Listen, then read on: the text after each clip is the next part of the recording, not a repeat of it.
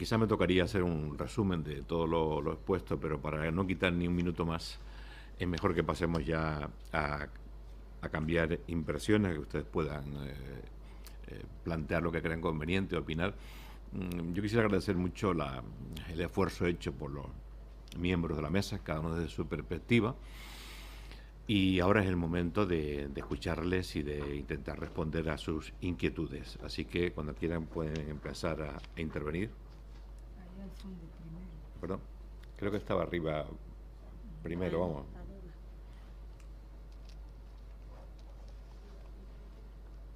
Sí, al fondo. Si se pueden presentar y especificar a quién quieren dirigir la cuestión, por favor, que quieran plantear. Vale. Sí, buenos días. Me llamo Juan Riochi y soy de Guinea Ecuatorial y llevo varios años residiendo aquí en Madrid. Bueno, lo mío no es una pregunta, sino más corroborar lo que se ha dicho, sobre todo la hermana Loreto. Entonces, yo ayer presentaba un libro sobre las mujeres de Guinea Ecuatorial y la hermana estaba aquí y bueno, no me conoce. Entonces, yo soy producto de todo lo que habéis hecho y seguís haciendo en Huaysoipola. Yo estuve en Banapare del año 95 al 2001 con los salesianos, el padre Pepe, el padre Antonio fallecido, y como es lógico, nos mandaban, nos confiaban su formación a sus hermanas, que sois vosotras. Y yo te conocí con 12, 13 años, a Sor Loli, a Sor Dori fallecida, y yo cuando tuve dificultades, cuando terminé el bachillerato, salí de Huayso en el 2001, tuve dificultades para venir aquí a estudiar, lo conseguí, tuve suerte, pero decirte que hay muchos que estudiamos ahí, nos hemos formado, hay sacerdotes, hay doctores, hay abogados, tenemos un grupo de Huaysoipola, hablamos todos los días y que habéis hecho una labor importante y que no tuvimos ninguna dificultad para estudiar aquí. Yo en la universidad, los 7 años que llevé entre carrera y máster, jamás suspendí. O sea, estuve integrado total y como uno más aquí. Entonces, muchas gracias y seguir trabajando en esa línea. Gracias. Vale, muchas gracias. Muchas gracias. Okembe, creo que... Era primero Okembe. Pues. Okembe y después Héctor, yo creo. Sí, hola, buenos días. Muchas gracias a los 4. Bueno, mi nombre es Enrique Okembe, soy profesor, soy historiador y supongo que me he convertido también en educador, ¿no? En los últimos, porque la mayoría de nosotros que nos dedicamos a la investigación realmente lo que nos paga es la educación, en mi caso es la educación universitaria, ¿no? Y mi experiencia un poco viene no de educar en Guinea, lo hice un poco hace bastante tiempo con motivo de un proyecto, ¿no? Pero ahora sobre todo llevo ya 11 años en la enseñanza en Jamaica, un país también en vías de desarrollo, ¿no? Entonces quería hacer una especie de reflexión y una pregunta, ¿no? Y la reflexión que quizá a lo mejor no se aplica tanto al tema de Guinea, o quizás sí, ¿no? Es que cuando estamos en un país o en condiciones de países en desarrollo, todo el mundo piensa en la educación como el medio para la mejora, el mejoramiento de la sociedad y para que la población, sobre todo la población humilde, prospere y todo esto, ¿no?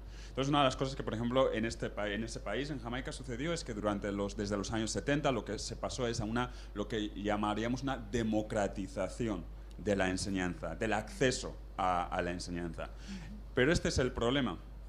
El problema es que Jamaica, que tenía una educación bastante buena, pero elitista, durante toda la época colonial, siguiendo el sistema inglés, ¿no? Cuando se ha querido expandir o democratizar el acceso a la educación, sin los recursos humanos y materiales, lo que ha pasado ha sido un deterioro grave de la educación. Esta es una reflexión que yo creo que es necesario hacer, es decir, que mientras la educación hay que abrirla a todo el mundo, no se puede hacer sin los recursos humanos y materiales. Y esto claramente, por mucho que la sociedad civil quiera hacerlo, por mucho que diferentes organizaciones quieran colaborar en esto, es una labor que fundamentalmente tiene que guiar o liderar el gobierno. Claro, en el caso de Guinea, la excusa de los recursos materiales, yo creo que ha quedado claro que, y todos lo sabemos, que no es una excusa, ¿no? No es una excusa porque en Guinea precisamente tiene esos recursos materiales, se podrían haber dedicado a la enseñanza. Y quizá es aquí un poco, un poco la pregunta, yo creo que es creo que es profesor Belloso, ¿no? Sí, la pregunta, ¿no? Entonces, si entendemos que el problema en Guinea fundamentalmente es un problema como político, ¿no? Si el gobierno hace dejación de funciones, mi pregunta es, porque un poco en el tono también he notado, no sé si crítica, aunque no quieres personalizarla, ¿no? Pero mi pregunta es, ¿qué es lo que tiene que hacer el resto de la sociedad? ¿Qué tiene que hacer la sociedad civil? ¿Qué tiene que hacer los profesionales? Es decir, parece como que ante esa dejación de funciones, evidentemente sí, quizá lo que tendrían que hacer es protestar, eliminar la dictadura y poner un gobierno pues decente en el país. Pero mientras esto no sucede y muchas de estas personas por diferentes motivos no se dedican a esto, ¿qué es lo que cree que deben hacer organizaciones externas, organizaciones internas y los propios profesionales que están trabajando sobre el terreno, dada la dejación de funciones del gobierno? Esta sería mi pregunta. Sí. Bueno, creo que hay una ronda. ¿Ya sí? Hay una ronda. Sí. Bueno, más cuestiones. Héctor. Héctor, después la señora y después el chico. Héctor, después la señora y después el chico. Bueno. Pero bueno, Bueno, muchas gracias. Interesantes comunicaciones. Quería recordar lo que decía José Martí. Un pueblo que no tiene educados a sus hijos es un pueblo sin porvenir. Y lo que pasa en África es que tenemos la impresión de que la educación es importante, pero al mismo tiempo vemos que no damos mucha importancia a la educación. Por ejemplo, ahora, Guinea es un país en el boom petrolero, pero notamos todo lo que Trinidad dijo a propósito de las infraestructuras y de la formación de los docentes. Es una preocupación. Y solo es un comentario. Tengo la impresión de que la misma cosa pasa en Gabón. Yo escribí algo diciendo el fracaso escolar en Gabón, demisión del Estado o liberalización del sector educativo. ¿Por qué? Porque nos damos cuenta de que se abandona la educación pública y es el sector privado que intenta hacer algo, y eso da la impresión de que los del pueblo llano no podrán educar a sus niños. No sé si pasará esto. Y finalmente quisiera decir algo a María del Carmen. Es importante el proyecto que están desarrollando, pero no veo mucho la interconexión africana, porque ha hablado de un departamento, algo de ciencia de educación. Pero, ¿qué hace Guinea o qué se hace allí para mantener la movilidad a nivel subregional o a nivel continental? En Gabón, por ejemplo, yo soy de la escuela normal. Tenemos un departamento de ciencia de educación donde podemos compartir experiencias. Vale, muchas gracias. Héctor.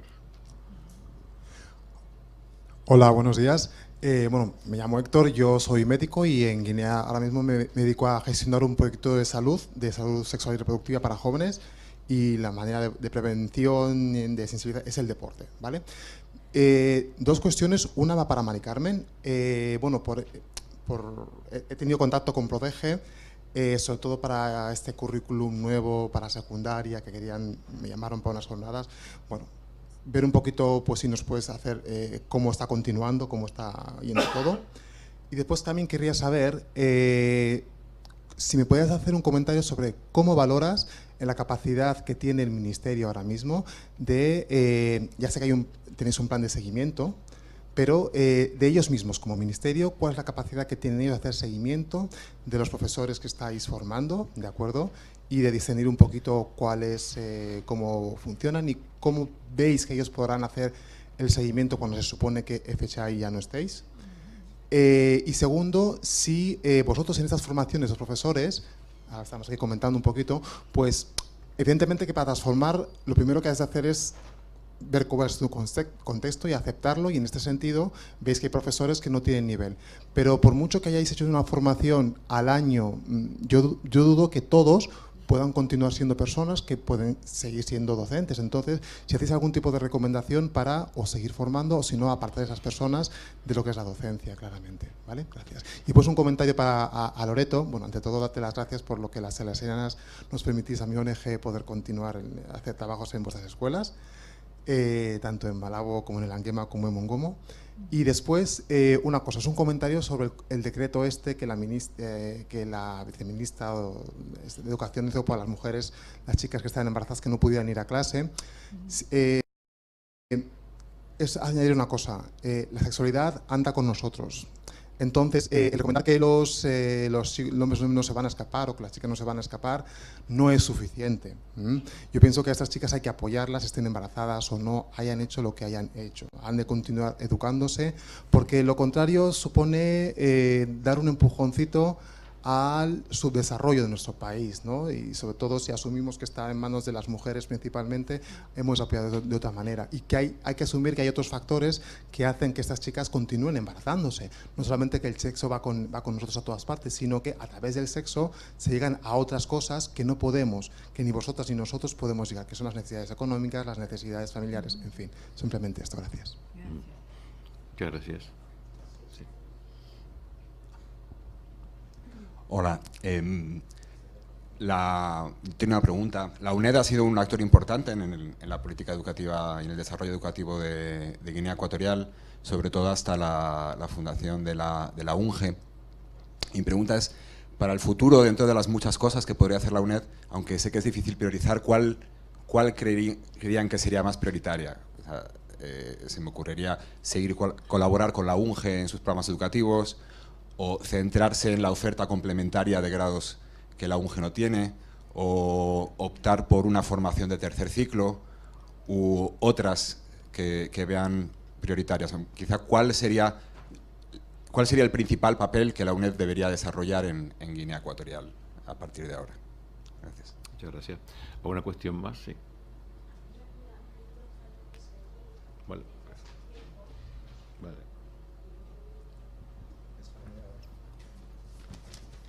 Sí, yo quería hacer un par de comentarios sobre lo que ha dicho la hermana Loreto de que de que la escolarización es alta.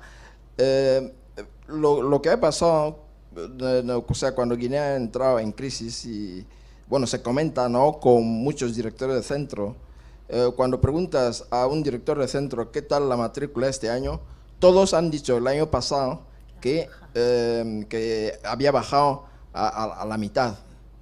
¿No? O sea, si lo dicen todos, ¿a dónde están esos niños? Estarán en sus casas. Es decir, con la crisis, la escolarización en Guinea, si se siguiera, y a mí me pasa que yendo por las calles de Bata a determinadas horas, donde o los niños están en clase o ya están en casa, todos los niños llevan uniforme. Entonces, si te encuentras a las 12 niños sin uniforme, significa que esos no han ido a clase por la mañana ni van a ir por la tarde. Y me los encuentro así a montón porque yo voy mucho por Bata a pie. Entonces, la escolarización de los niños en Guinea con la crisis ha bajado y es posible que vaya a seguir bajando. Quería también preguntar, como ha dicho Héctor, si hay un seguimiento, ¿no?, para valorar, o si hay un mecanismo para que después de esa formación o después de ese proyecto de Prodeje, después de la formación que se ha dado a los maestros, si hay un mecanismo para hacer el seguimiento de que la formación que han recibido la van a aplicar. Porque lo que pasa con los proyectos en Guinea es que cuando... Parece que se me apagó. ¿No? Sí, cuando se acaba el proyecto, ya lo dije el otro día, cuando se acaba el proyecto, si el proyecto tiene infraestructuras, coches y tal, la gente que dirige el proyecto se lo reparte. Entonces, y el seguimiento del proyecto, los propios guineanos no se apropian del proyecto y el proyecto... Entonces, bueno, así ha pasado con... Porque a estas alturas, después de 40 años, seguir hablando de que necesitamos cooperación internacional para hacer nuestro currículo, yo creo que a los pedagogos de Guinea Ecuatorial les tendría que preocupar, porque lo que creo que tiene que haber, y también quería preguntar si hay un contacto entre los pedagogos, entre los encargados de la enseñanza, para allá hacer un concepto, porque incluso si se compara con sitios como Gabón, ¿no?, la situación de cada sitio, de cada país tiene determinadas particularidades para que cuando se haga un proyecto curricular se tenga que incorporar en ese o sea, si hay esas cosas, ¿no? Son las cosas que quería comentar. No sé si tengo alguna cosa. Bueno, si hay alguna cosa más, pues se me irá. Sí, buenos días. La pregunta también va para la señora Loreto, y es, conocemos a las chicas de Santa Teresita, de Huayso, de Colegio Español, colegios salesianos, ¿no? Y sabemos que normalmente son chicas inteligentes, chicas con carácter, que han tenido una formación en valores morales y que están bien preparadas, ¿no? Pero luego es lo que usted comentó, que llega un momento que esas chicas que a veces están preparadas también se quedan embarazadas, y eso ya independientemente de su situación económica, ¿no? Y luego te preguntas, ¿cómo es que una chica que viene de una buena familia también se queda embarazada, si se supone que también es inteligente? Y ahí yo me pregunto, es que esas chicas no se quedan embarazadas solas. Hemos formado muy bien a estas chicas, pero ¿cuál es la formación? Porque estamos estableciendo el foco en ellas. Y yo me pregunto, ¿estamos también pensando en que tenemos que educar de la misma manera a los chicos? Porque asumimos que ellas son ingenuas, pero es que normalmente no es así. O asumimos que ellos son cabrones, es que normalmente no es así. Esa gente se rodea de otro círculo de personas que igual son los que le mandan esa influencia.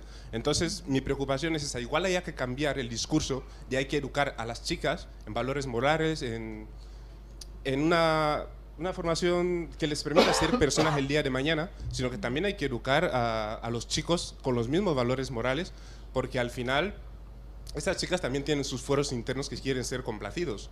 Y algún día se encontrarán con un chico que igual sea inteligente, pero si no tiene los valores morales, ya sabemos que la promiscuidad en Guinea está a la orden del día, al final no estamos resolviendo el problema, estamos atacando las consecuencias, pero los causantes son los chicos que no tienen unos valores morales suficientes como para formar una familia que digas, bueno, esa gente será respetable, o esta chica tendrá un acompañamiento, una educación que estará complementada, ¿no?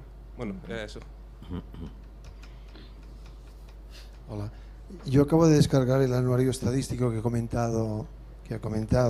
Me parece muy completo. En el punto 4 está la educación.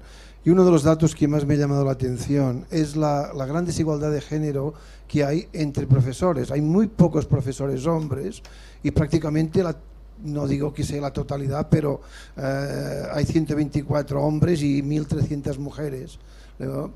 Quería preguntar en primer lugar si este dato es cierto, porque luego en cuanto a estudiantes las ratios son bastante equilibradas de chicos y chicas, no hay diferenciación por género aquí, y en cambio sí que en el profesorado. Aparte de esto, también me ha producido una gran decepción ver que desde 1996 hasta la actualidad egresados de la UNGE son 2.000 y poco. Luego yo pensaba que la juventud podía ser un elemento clave en la era post-Obiang, y ahora viendo los datos estadísticos pues lo empiezo a dudar.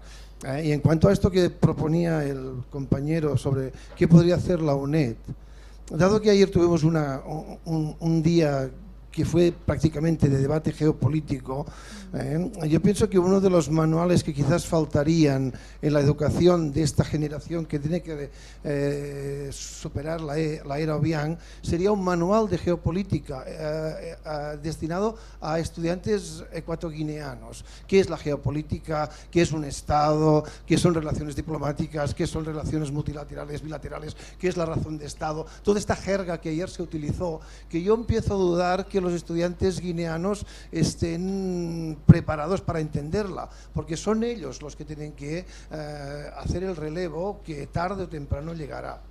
Esto es lo que quería preguntar. No sé si queda alguna pregunta más para que pueda la mesa ya responder.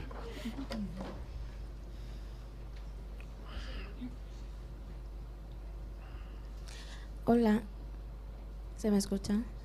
Sí, que más que nada quería hacer un comentario. En primer lugar, agradecer a las ponentes por dedicar tanto tiempo a la educación en Guinea y por sus ponencias, claro. Quería hablar también sobre el decreto que salió sobre las niñas embarazadas a las que se las priva de educación. Me parece que es innecesario ese decreto sin antes una previa política anticonceptiva y sexual. Y actuar y me parece un poco absurdo también actuar en consecuencia cuando la niña ya se ha quedado embarazada, responsabilizándola. O sea, a una niña no se la puede privar de la educación solo por haberse quedado embarazada sin una política previa de sexualidad o de sensibilización anticonceptiva. Y además sin una ley de aborto, porque ¿qué hacen esas niñas muchas veces? Para seguir yendo a clase recurren al aborto inseguro, que también atenta contra sus vidas.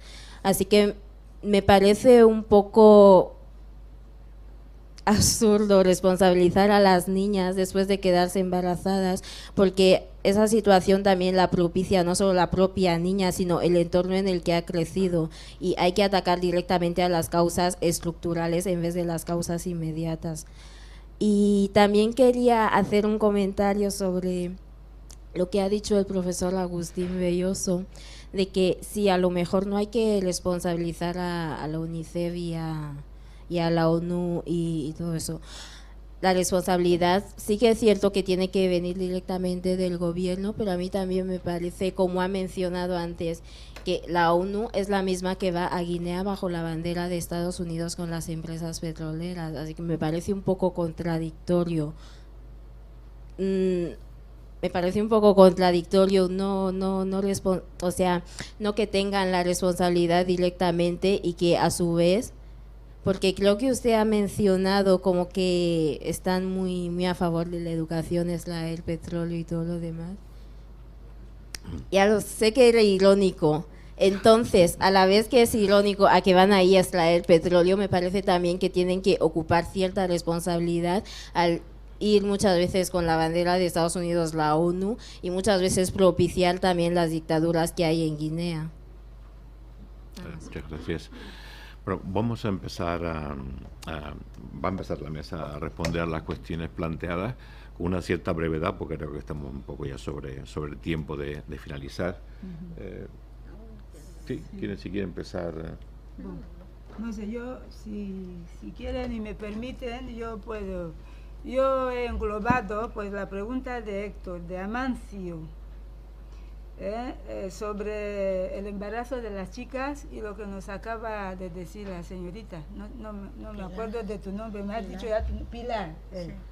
Bueno, primero, hay que partir de la base de que es una orden ministerial. Es una orden ministerial. Y cuando se habla de una orden ministerial, eso viene de arriba, es el gobierno. Ahí no hay nada que negociar, porque lo ha dicho y es así, hay que hacerlo. Ahora bien, nosotras, el centro, pues va buscando estrategias para llegar a esas muchachas, a esas chicas. No sé si me equivocaré, el chico, no me acuerdo cómo se llama. En Santa Teresita me parece, por ejemplo, las chicas van con el pelo corto, es otra cosa que dice el ministerio. Las nuestras de Guayzo y Pola van con su pelo largo, pero que sea pelo natural. Y eso sí, pues, está bien visto. Ahora bien, lo del embarazo. No, empiezo por los más pequeños, lo de la crisis que hay, o sea, ha bajado el número de niños escolarizados por la crisis. Yo creo que no solamente la crisis, hay también un factor muy importante que está obligando a que muchos niños se queden sin ir al colegio, y es la falta de centros educativos. Eso también tiene mucho peso en nuestra sociedad hoy. Muchos niños se están quedando sin ser escolarizados, porque sus padres no han encontrado plaza. No hay, no hay sitio para ellos. Entonces no es solamente crisis. Yo no puedo decir a ciencia cierta, pero desde Guayzo y Pola, nuestro colegio y María Auxiliadora, a mí me costaría un poco aceptar que un niño se ha quedado fuera por crisis, porque sus padres no tienen dinero. En los colegios públicos y tal no lo sé, pero en los colegios de religiosos, si se quedan fuera es porque no hay plazas, pero por dinero no van a pagar, no creo. Yo eso estoy seguro. Y si conoces algún caso, me dice, mira, el fulano, el hijo de tal, no fue porque no pagó la matrícula. Eso ya, no sé, a mí me costaría creerlo.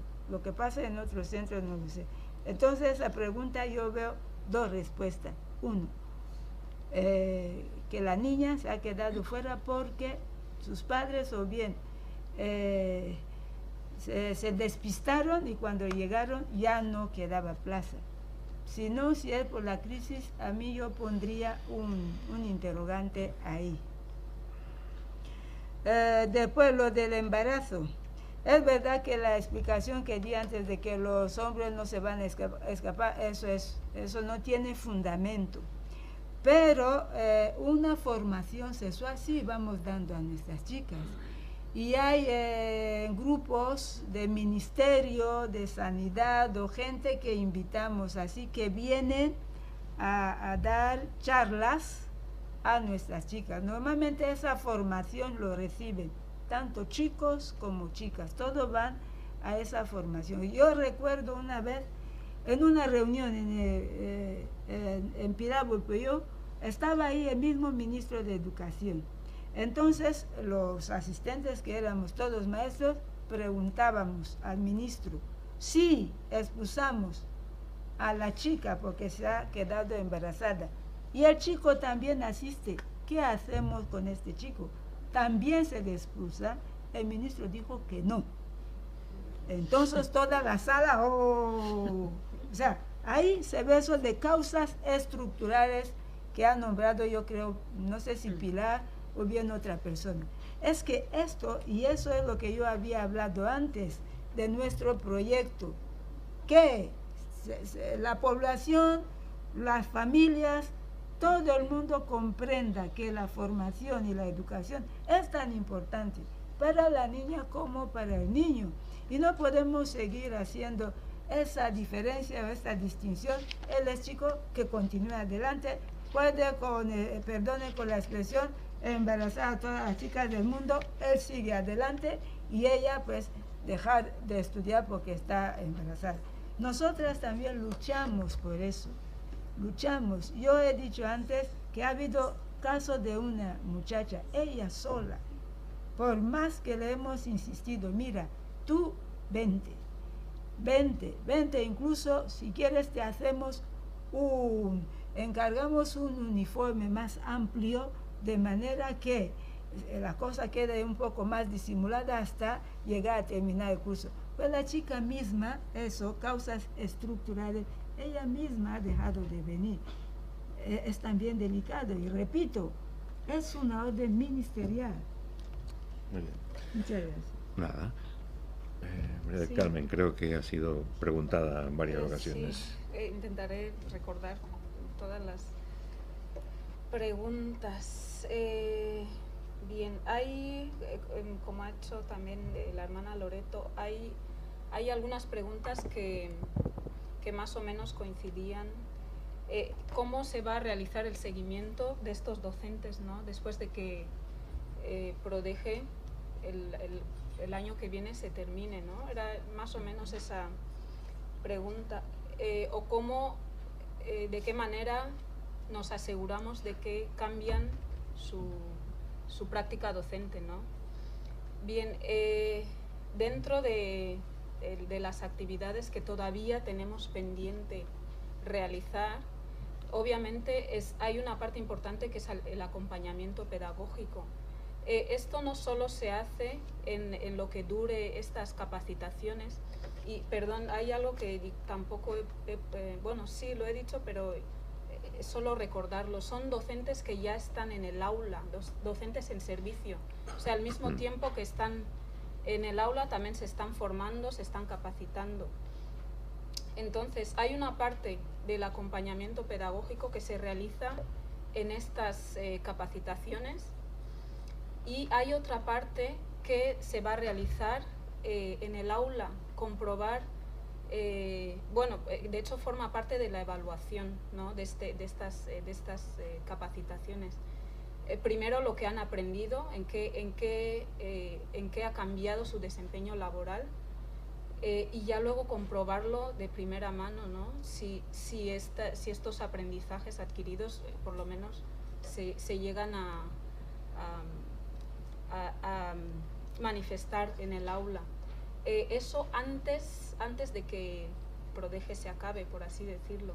Pero como he dicho antes, existe, que ya se ha aprobado de hecho por el Ministerio de Educación, existe un plan de sostenibilidad de estos logros de Prodeje para que en principio pues se pueda bueno, está bastante o sea, las líneas de seguimiento, ¿no? de estas capacitaciones de estos maestros están bastante bien reflejadas. Tenemos que contar sí o sí, es lo que hay, son las estructuras que tiene el sistema educativo con las inspecciones educativas. Tienen ya indicaciones, capacitación sobre cómo en los próximos años deben realizar este seguimiento.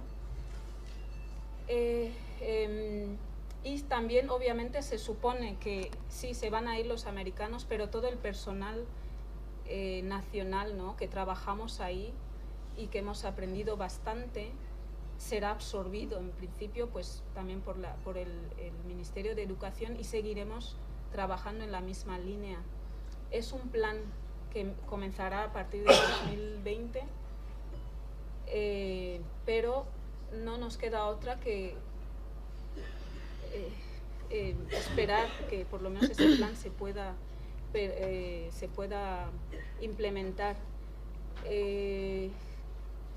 Ahora no puedo decir si va a ser posible o no, pero existe este plan, se ha aprobado recientemente, hace unas semanas, y bueno, pero lo que yo por lo menos puedo, que eso también lo he vivido, lo que creo que se puede sostener es que por lo menos hemos comprobado que muchos de estos docentes, como había dicho antes, es cierto que están cambiando, vemos los resultados, todavía de manera puntual, pero yo por lo menos tengo la esperanza de que al menos al final de este programa sean muchos más los maestros que puedan cambiar esta metodología de enseñanza.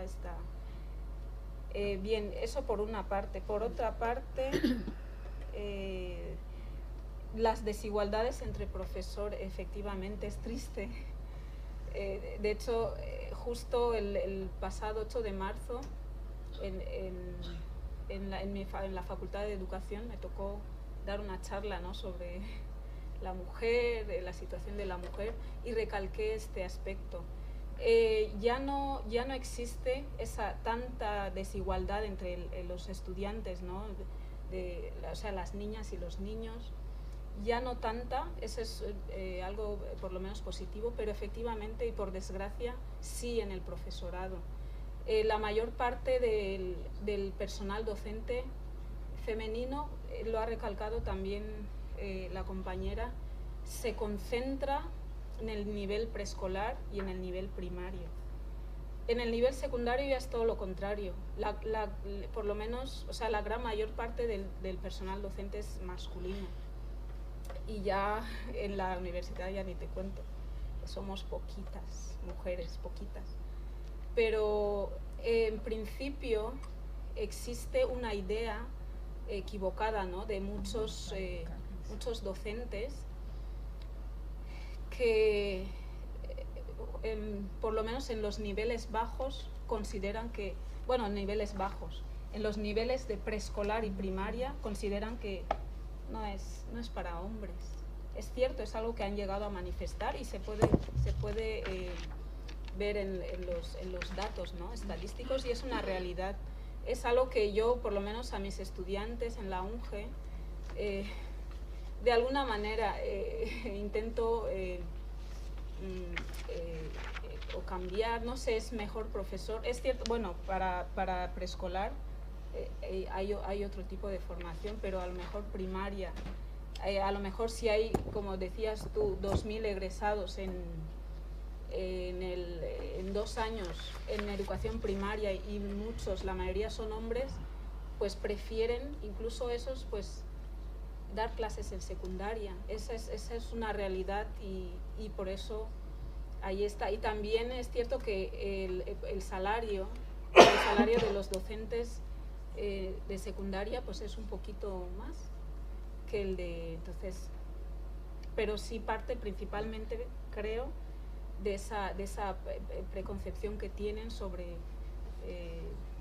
los niveles de educación, que consideran que secundaria y la universidad, o por lo menos a partir de secundaria, pues es más para hombres. Y se nota en secundaria, no es que no haya maestras que se hayan, o sea, hay muchas, o sea, las mujeres se sienten más cómodas dando clases. Yo insisto, he hablado, o sea, continuamente estoy en contacto con docentes, continuamente, ya sean desde la UNGE, como desde PRODEGE, porque tengo que hablar con ellos, como a lo mejor desde el colegio donde estoy. Pero las mujeres se consideran como un poco las docentes más seguras en estos niveles de preescolar y primaria, y los hombres más seguros en secundaria. Pero sí, es una realidad. Y contar también que muchos de los que se gradúan en magisterio pues no llegan a trabajar en la docencia, se meten pues a trabajar en otros campos que no es la educación. Eso pues también influye, ¿no? Bueno, sí, voy acabando.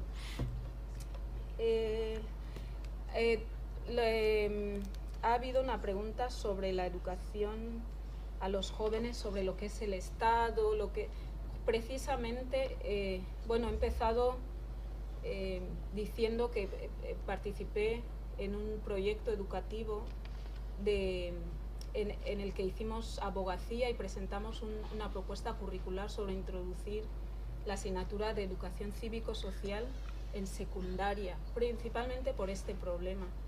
Es grave, lo es, o sea, es una necesidad que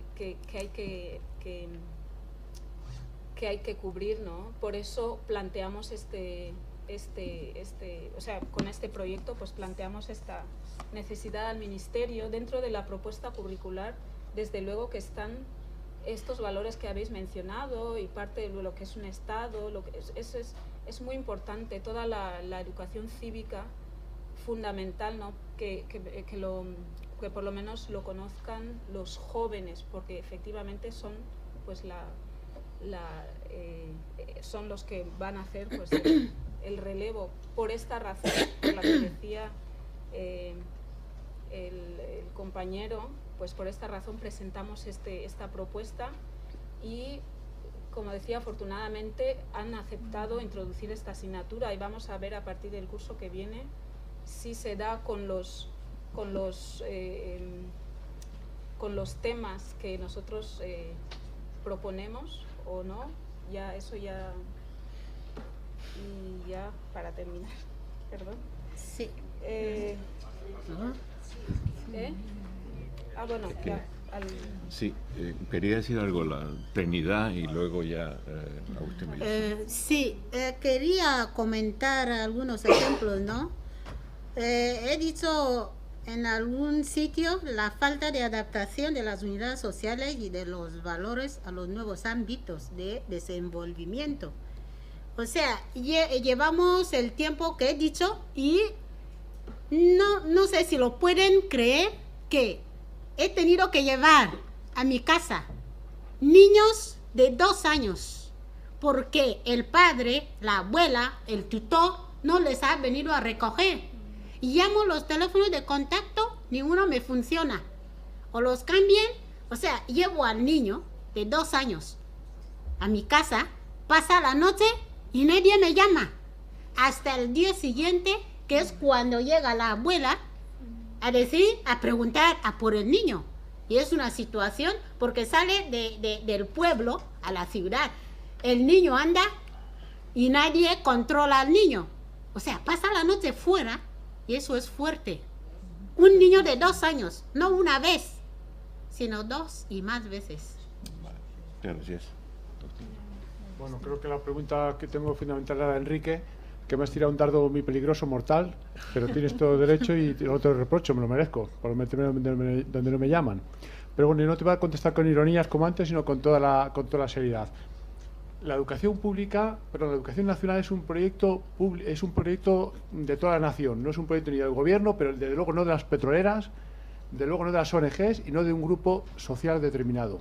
Es un proyecto nacional.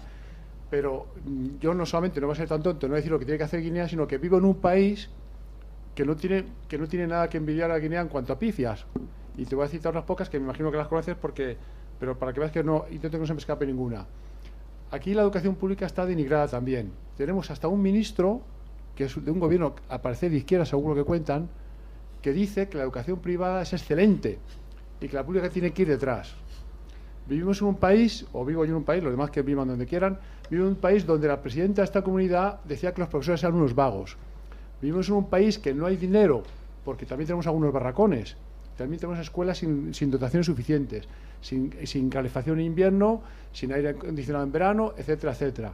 Pero nos sobra el dinero para ir a cooperar con Guinea Ecuatorial. Nos sobra el dinero para ir a matar musulmanes a Afganistán. O sea, que decir que no pretendo ser chulo con Guinea Ecuatorial porque no lo he sido en la vida, sino que lo he dicho por el tiempo que me quedaba, de esa forma para que todo el mundo se entendiera bien qué es lo que quería decir. Que el problema, como tú has dicho, es un problema político, como todo en la vida, es un problema político, pero que no presumo de España en absoluto. No puedo decir para Guinea nada que no diga para España. Y puedo seguir, el currículum aquí es anticuado, porque yo tengo una niña de 14 años y me doy cuenta que sigue estudiando la tabla periódica como la estudié yo, que hasta que me libré de la tabla periódica, vamos, ya me sentí un hombre feliz cuando salí del colegio. Pero es que resulta que mi hija sigue hablando de la tabla periódica y no he visto en su vida un NA o un CO por la calle, porque nadie lo va a ver. El profesorado, como digo, está agotado, con 81 tareas burocráticas en primaria, secundaria. Los niños prefieren ser como Ronaldo que como su profesor. En fin, los problemas que te cuento son interminables. Por tanto, una vez hablado de España, digo, me dice a mí, Agustín, ¿qué hay que hacer para arreglar la educación en Guinea Ecuatorial? Tú lo has dicho mejor que yo, que es liquidar el gobierno que hay, echarlo de la forma que sea, de la forma que los guineanos consideren apropiada, no de la que yo diga, que no tengo ninguna fórmula, echarlo de la forma que lo considera adecuada y hacer ese proyecto común, que es una tarea ímproba, que es una tarea de generaciones, no se construye un sistema educativo en 2 días. Pero ya digo que yo no soy tan tonto decir cómo hay que hacerlo, pero quiero decirte que es un proyecto nacional, no es de las ONGs, no es de las petroleras y no es del señor Obiang, mucho menos del señor Obiang, porque no tiene ningún interés en educar a nadie, es que está evidentemente, no tiene ningún interés en educar a nadie, porque cuanto menos esté educada la población, mejor podrá gobernar él. O sea, que es una verdad como un templo. Y la forma que vosotros estiméis oportuna para quitaros de medio ese gobierno y para hacer un sistema educativo que atienda a toda la población y solamente no a los hijos de los ricos, que son los que van a estudiar a Estados Unidos, con independencia del resultado que tengan, es asunto vuestro y contaréis con todo mi apoyo. Pero no os voy a decir cómo tiene que hacer, porque vosotros sabéis también perfectamente. Ya sé que cuesta, es más fácil decirlo que hacerlo, pero nadie lo va a hacer más que el por así decir, el pueblo guineano. Vale, muchas gracias. Hemos acabado ya. Se acabó el tiempo. Venga.